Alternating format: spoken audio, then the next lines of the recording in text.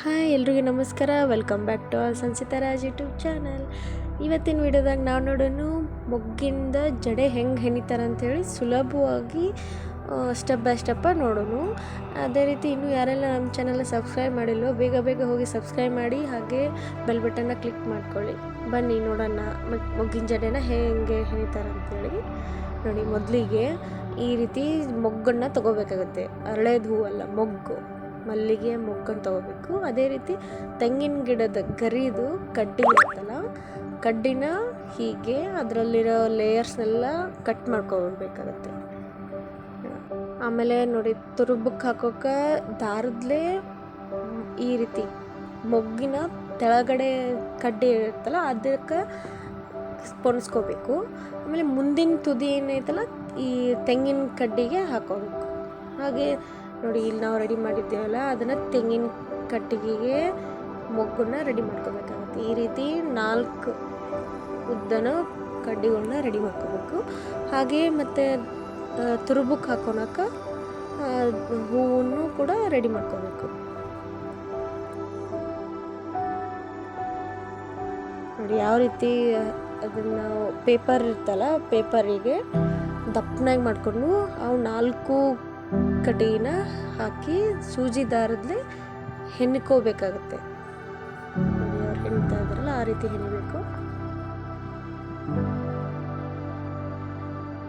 ಈ ರೀತಿ ನೀಟಾಗಿ ಇಟ್ಕೊಂಡು 4 ಲೇಯರ್ ಏನು ಮಾಡ್ಕೊಂಡಿರ್ತೀವಲ್ಲ ರೆಡಿ, ಅದನ್ನು ಹಿಂಗೆ ಇಟ್ಕೊಂಡು ದಾರದಲ್ಲೇ ಹಾಕ್ಕೋಬೇಕು. ಅದ್ರಾಗ ಸೆಂಟ್ರೊಳಗೆ ಏನೈತಲ್ಲ ಕನಕಾಂಬರಿ ಹೂವಾಗಲಿ ಗುಲಾಬಿ ಹೂವಾಗಲಿ ನಿಮ್ಗೆ ಯಾವ್ದು ಚೆನ್ನಾಗಿ ಕಾಣಿಸುತ್ತೆ ಆ ಹೂವನ್ನ ಈ ರೀತಿ ಇಟ್ಕೊಂಡು ಹೆಣ್ಕೋಬೇಕು.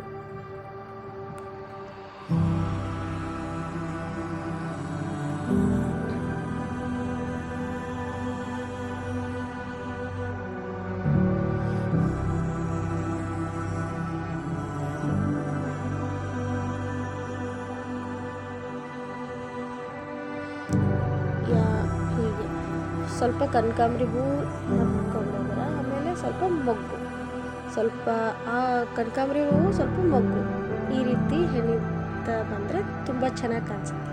ನಿಮಗೆ ಬೇಡ ಅಂದರೆ ಗುಲಾಬಿ ಹೂವನ್ನು ಕೂಡ ಇಟ್ಕೋಬೋದು.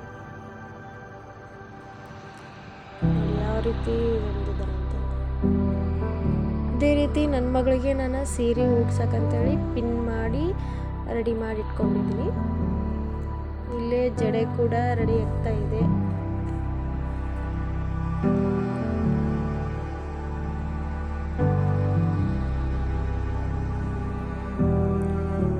ಬನ್ನಿ, ಇವಾಗ ಸಂಚಿತಾಗ ಎಲ್ಲ ಸೀರೆ ಎಲ್ಲ ಉಡಿಸಿ ಜಡಿ ಹಾಕಿದ್ದೀವಿ.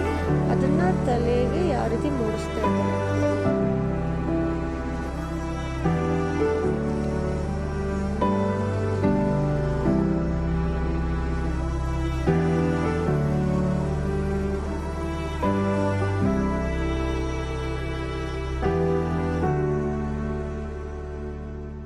ಮೊಗ್ಗಿನ ಜಡೆ ಜೊತೆಗೆ ತುರುಬಕ್ಕೂ ಕೂಡ ನಾವು ಹೀಗೆ ಹೂವನ್ನು ರೆಡಿ ಮಾಡಿಟ್ಕೊಂಡು ಅದನ್ನು ಕೂಡ ಹಾಕ್ಕೊಳ್ಬೇಕಾಗತ್ತೆ.